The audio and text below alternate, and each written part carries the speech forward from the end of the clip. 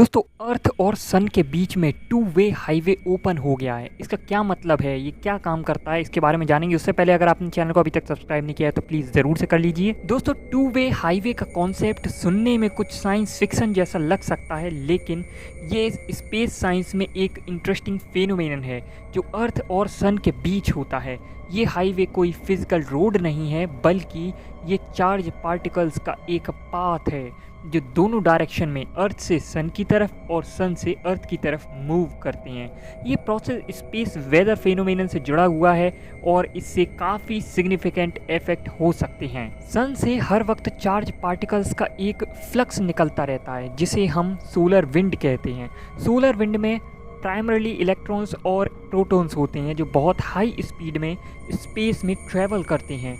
ये पार्टिकल्स अर्थ के magnetic field से इंटरेक्ट करती हैं और कभी कभी अर्थ के एटमॉस्फेयर में एंटर कर जाते हैं, जिससे अरोराज जैसे फेनोमेनन देखने को मिलते हैं। लेकिन रिसर्च ने ये सजेस्ट किया है कि अर्थ से भी चार्ज पार्टिकल्स सन की तरफ वापस जा सकते हैं। जब ये चार्ज पार्टिकल्स अर्थ के मैग्नेटिक फील्ड से इंटरेक्ट करते हैं तो कुछ पार्टिकल्स मैग्नेटिक फील्ड लाइंस का अलोंग वापस सन की तरफ एक्सेलरेट हो सकते हैं। इस प्रोसेस को मैग्नेटिक रिकनेक्शन कहते हैं। इसका इम्पैक्ट और इम्पोर्टेंस क्या है, तो ये टू वे हाईवेज़ का कॉन्सेप्ट स्पेस वेदर के लिए बहुत इंपॉर्टेंट है। स्पेस वेदर वो कंडीशंस है जो सोलर एक्टिविटी के कारण स्पेस और अर्थ के अपर एटमॉस्फेयर में बनती है। सोलर फ्लेयर्स और कोरोनल मास इजेक्शंस, जिसे हम CMES कहते हैं शॉर्ट में, जैसे इवेंट से सोलर विंड में बहुत ज़्यादा चार्ज पार्टिकल्स रिलीज होते हैं जो अर्थ के मैग्नेटिक फील्ड को डिस्टर्ब कर सकते हैं। ये डिस्टर्बेंस जियोमैग्नेटिक स्टॉर्म्स को जन्म दे सकते हैं जो पावर ग्रिड, सैटेलाइट और कम्युनिकेशन सिस्टम को अफेक्ट करते हैं। टू वे हाईवे के कॉन्सेप्ट से समझ आता है कि ये एक्सचेंज का प्रोसेस एक फीडबैक लूप क्रिएट कर सकता है। ये फीडबैक लूप सोलर विंड और अर्थ के मैग्नेटिक एनवायरनमेंट के बीच एक कॉम्प्लेक्स इंटरेक्शन को दिखाता है जो स्पेस वेदर के इफेक्ट्स को एम्पलीफाई कर सकता है। अब सवाल उठता है कि इसके बारे में हम जानकारी क्यों प्राप्त कर रहे हैं। तो इस टू वे हाईवे को समझने का पर्पस ये है कि हम स्पेस वेदर प्रेडिक्शंस को और एक्यूरेट बना सकते हैं। अगर हम ये समझ लेते हैं कि सोलर विंड और अर्थ के मैग्नेटिक फील्ड के बीच ये इंटरेक्शंस कैसे होते हैं, तो हम जियोमैग्नेटिक स्टॉर्म्स के पोटेंशियल इम्पैक्ट को पहले से प्रिडिक्ट कर सकते हैं और उनसे होने वाले नुकसान को मिटिगेट कर सकते हैं। अप्रैल में जो रेयर कॉस्मिक इवेंट हुआ उसने साइंटिस्ट को काफ़ी सरप्राइज किया और स्पेस वेदर के डायनामिक्स को लेकर नई इंसाइट्स दी। इस इवेंट में अर्थ और सन के बीच एक टू वे हाईवे ओपन हुआ जिसके थ्रू दोनों ने चार्ज पार्टिकल एक्सचेंज किए। ये एक्सचेंज का प्रोसेस, जिसे जनरली मैग्नेटिक रिकनेक्शन कहते हैं, इसने कुछ अनएक्सपेक्टेड पार्टिकुलरली अरोराज उन जगहों पर देखने को मिले जहां पर नॉर्मली ये नहीं देखे जाते थे। अरोराज का फॉर्मेशन कैसे होता है, तो नॉर्मली अरोराज तब बनते हैं जब सोलर स्टॉर्म्स या सोलर फ्लेयर्स से निकलने वाले चार्ज पार्टिकल्स अर्थ के मैग्नेटिक फील्ड के साथ इंटरेक्ट करते हैं।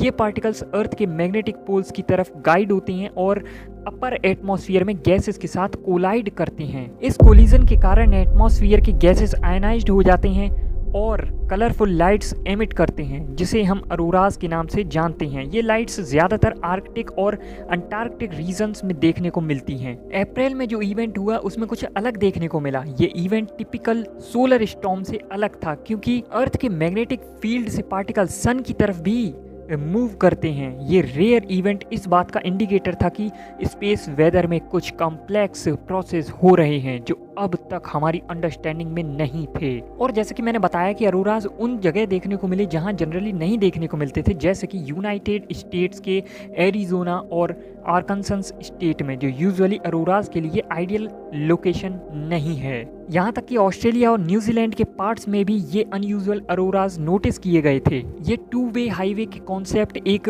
रेयर और इम्पोर्टेंट ऑब्जर्वेशन था जिससे ये पता चलता है कि हमारे यूनिवर्स में कैसे इंट्रिकेट प्रोसेसेस होते हैं जो हमें विजुअली स्टनिंग फेनोमेनन जैसे अरोराज के थ्रू सरप्राइज करते हैं। ये इवेंट यूनिक इसलिए था क्योंकि इसने अर्थ के मैग्नेटिक शील्ड को टेम्परेरी डिसरप्ट कर दिया, जिसे हम बो शॉक कहते हैं, और उसके कारण एक डायरेक्ट पाथ क्रिएट हुआ सन और अर्थ के बीच। अब हम देखते हैं कि बो शॉक और अर्थ के मैग्नेटिक फील्ड का रोल क्या है। तो नॉर्मली सन से आने वाला सोलर विंड अर्थ के मैग्नेटिक फील्ड से टकराता है जिससे एक प्रोटेक्टिव बैरियर क्रिएट होता है जिसे बो शॉक कहते हैं। ये बो शॉक एक शील्ड की तरह काम करता है जो चार्ज पार्टिकल्स को अर्थ के एटमॉस्फेयर में डायरेक्टली एंटर करने से रोकता है। ये इवेंट इसलिए भी सिग्निफिकेंट था क्योंकि अर्थ के मैग्नेटोस्फीयर में ट्रैप्ड पार्टिकल्स को एक डायरेक्ट पाथ मिल गया सन की तरफ एस्केप करने का, जो यूजुअली नहीं होता। नासा ने इस इवेंट के बारे में सोशल मीडिया पर लिखा,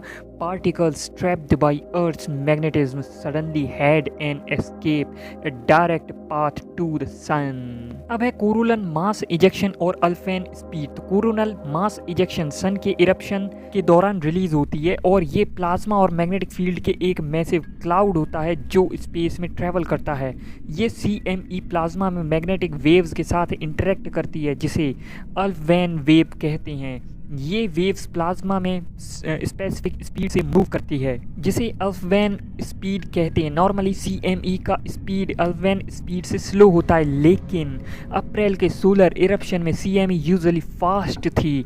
इस स्पीड डिफरेंस के कारण अर्थ का बो शॉक जो यूजुअली सोलर विंड को डिफ्लेक्ट करता है टेम्परेरी डिसअपीयर हो गया।